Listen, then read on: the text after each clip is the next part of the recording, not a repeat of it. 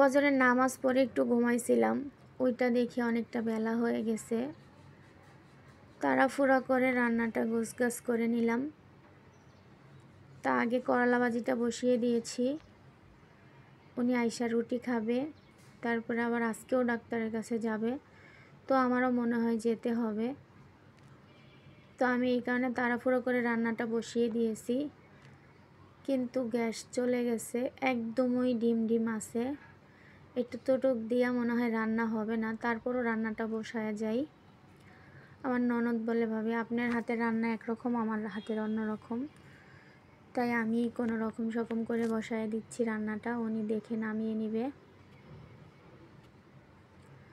তো একদমই পেঁয়াজ মরিচ ভালো করে ভাজা হচ্ছিল না, তাও কাঁচা কাঁচাই সব কিছু দিয়ে দিলাম। এখানে টমেটোটা দেওয়ার আগেই উচিত ছিল কষানির ভিতরে, ভুলে গেছি, এত তাড়াহুড়া করতেছিলাম লাস্টে।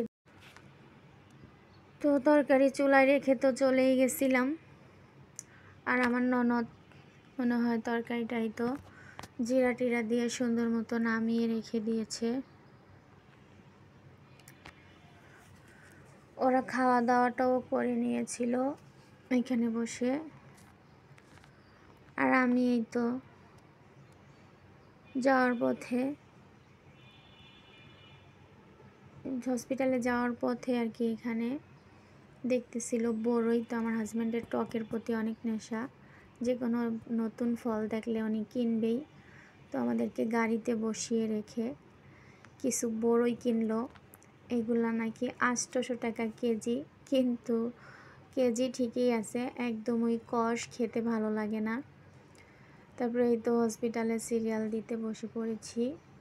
ওই তো সিরিয়ালে উনি এগুলা নিয়ে আইসা দাঁড়িয়ে আছে সিরিয়ালে আবার, আর আমি মেয়েকে এখান থেকে কিছু খাবার কিনে দিব। তো কোনটা থেকে কোনটা খাবে শুধু দেখাচ্ছে। আমার মেয়েটা খাওয়ার একদমই পাগল না, খুবই খাওয়া চোরা। লাস্টে দিয়ে ওখান থেকে একটা বিস্কিট দেখলো, আর আমি ওইখান থেকে একটা বার্গার খেয়ে নিয়েছিলাম, অনেক খিদে পেয়েছিল।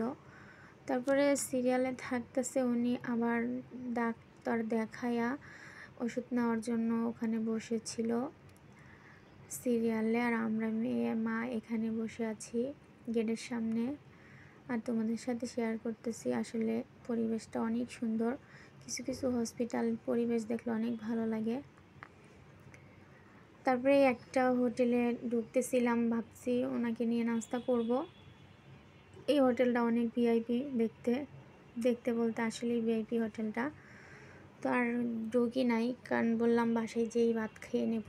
আর এই বাজারে তো আমাদের দোকান, তো আমাকে দাঁড় করে রেখে দোকানে চলে গেছে টাকা আনতে। বাসায় এসে মরিচের গুঁড়াগুলো ভরে নিলাম।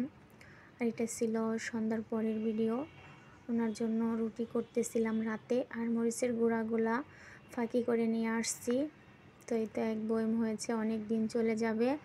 তো ভিডিওটা কেমন হয়েছে অবশ্যই কমেন্টে জানাবে ভাইয়ারা আপুরা, আর চ্যানেলটা সাবস্ক্রাইব করে পাশে থেকে যে। আল্লাহ হাফেজ।